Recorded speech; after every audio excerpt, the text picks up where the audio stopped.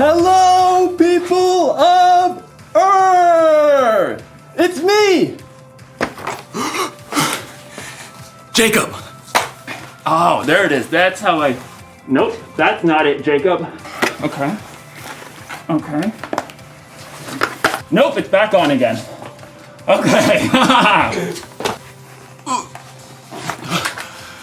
And I am ready for launch. I mean, not really. I don't actually have a rocket or anything. But I am ready for initiative. Initiative is seeing what needs to be done and doing it. Astronauts are really great at showing initiative. When they see what needs to be done, they don't just ignore it. They do something about it. They even have this thing they do before every launch.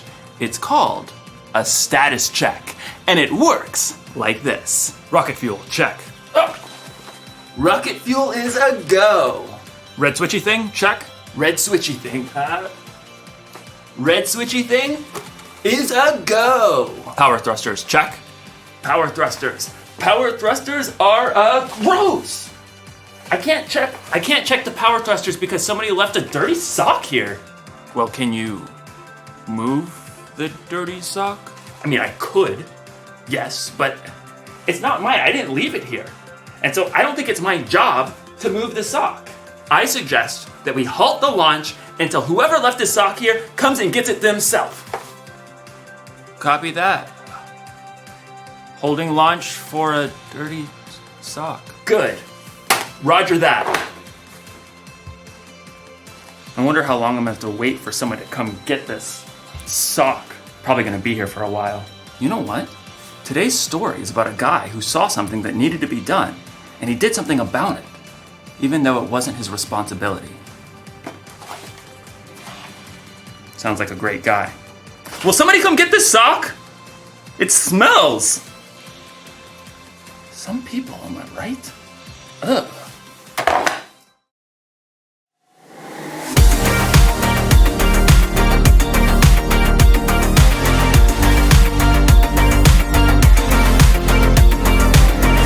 Help me, God, to see what you see. You are doing a great work in me. I've decided I can't stand still. No, you have given me purpose. All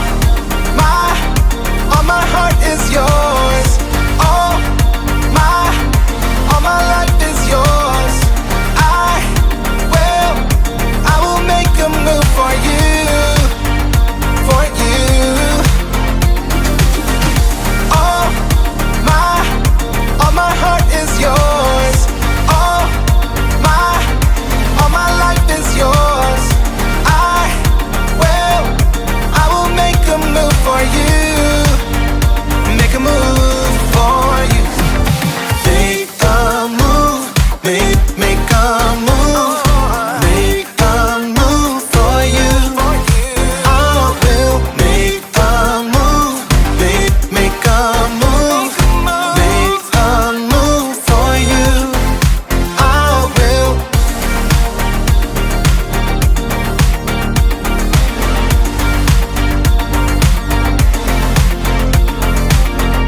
I'll take up the call to serve you. You have given me a job to do. I wanna love the world just like you. Yeah, you have given me purpose. All my heart is yours. All my life is yours. I will make a move for you, for you. All my heart is yours. All my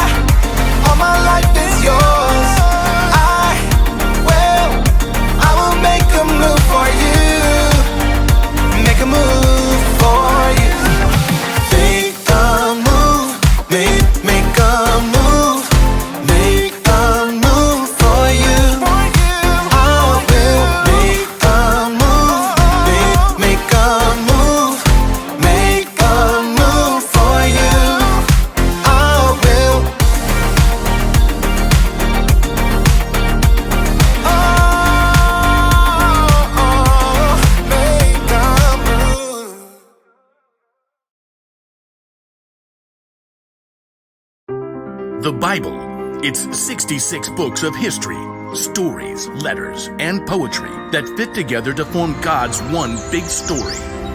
The epic adventure of how He created us and loves us so much that He made a way to rescue us.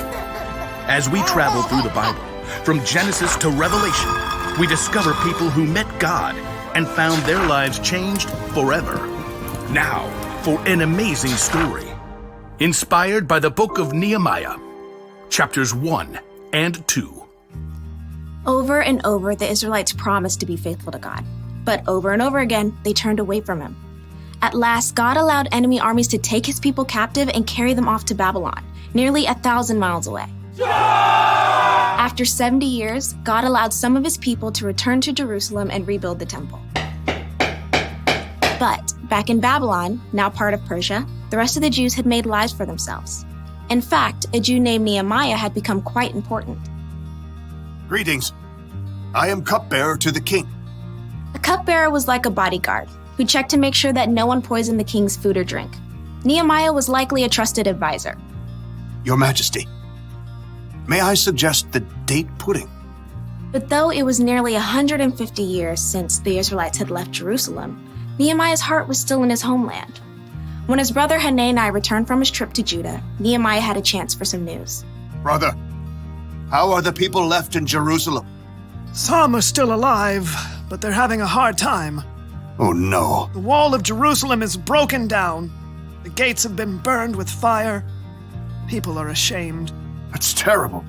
A city without walls could never prosper. The people would always live in fear of being attacked. I'm sorry to bring such bad news. No, I'm glad you told me. Dismayed, Nehemiah sat down and wept. He couldn't even eat for several days. Instead, he poured his heart out to God. Lord, you are a great and wonderful God. See how your people are suffering. Please listen to me.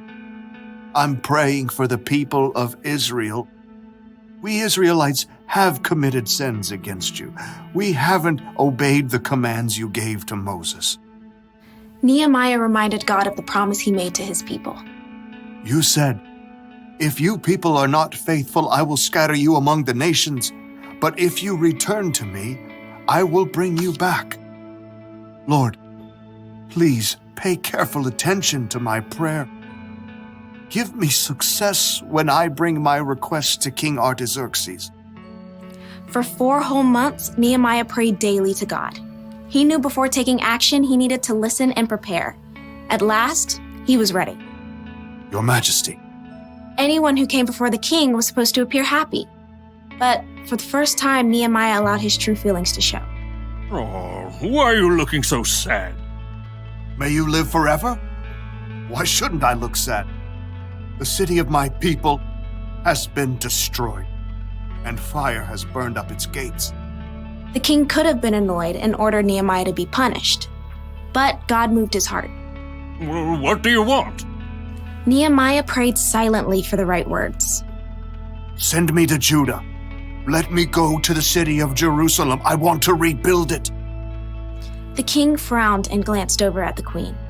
At last he said, How long will your journey take? When will you get back? Precisely as many moons as are required. Fair enough. Dismissed. Nehemiah turned to leave, but he knew there was more he needed for the job. If it pleases you, may I take some letters with me? I want to give them to the governors west of the Euphrates River.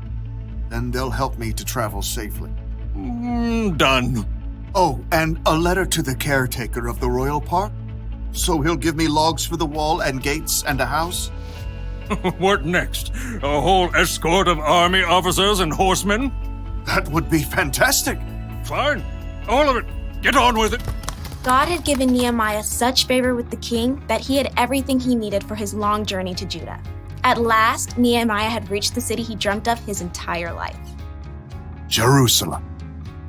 Though Nehemiah was overjoyed by the first glimpse of the city, it must have been difficult to see its crumbling, broken-down walls. So much work to be done.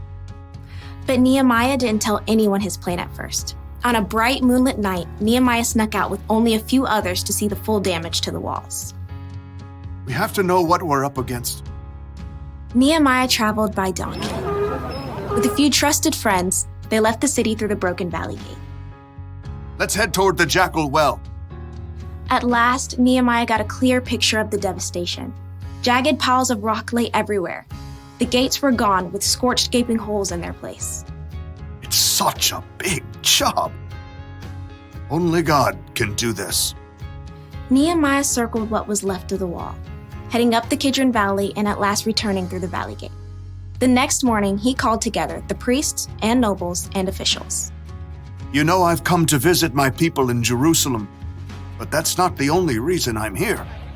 Nehemiah gestured to the jagged remains of the wall, visible from where they stood. You can see the trouble we're in. Jerusalem has been destroyed. Fire has burned up its gates. Tell us something new. Come on. Let's rebuild the wall of Jerusalem. Then people won't be ashamed anymore. Well, I mean, that's something to consider if you think about it. Our grandparents tried that years ago. But God has been helping me. He gave me favor with the king. He'll help us complete the work. So who's in? Well, me. I'm in. Me too. Let's start rebuilding! God moved the hearts of the people to help Nehemiah, and together they began the gigantic job of repairing the walls and gates of Jerusalem.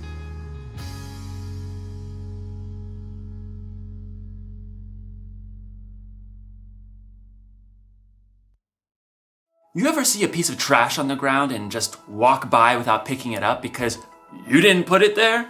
Or maybe someone didn't clean up after themselves when dinner was over? Do you just leave the messy dishes lying around? Do you ignore someone else's dirty sock? A lot of people see what needs to be done, but then don't do it because it's not their job. It's not their responsibility. But showing initiative means getting things done, not waiting for someone else to do it. That's what Nehemiah did when he started rebuilding the wall around Jerusalem. It's what Jesus did too. When he saw a need, he did something about it. He healed people who needed healing.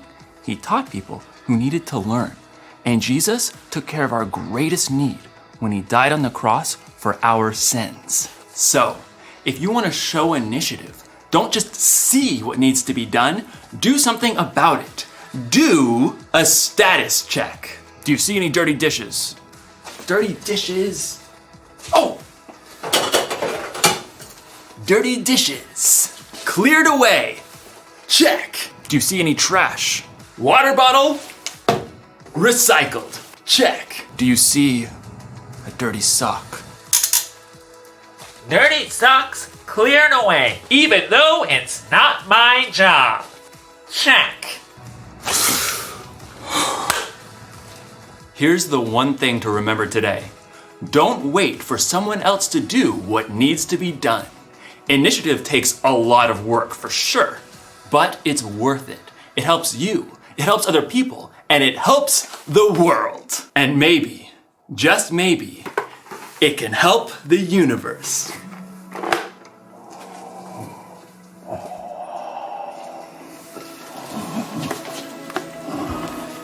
I'll see you next time.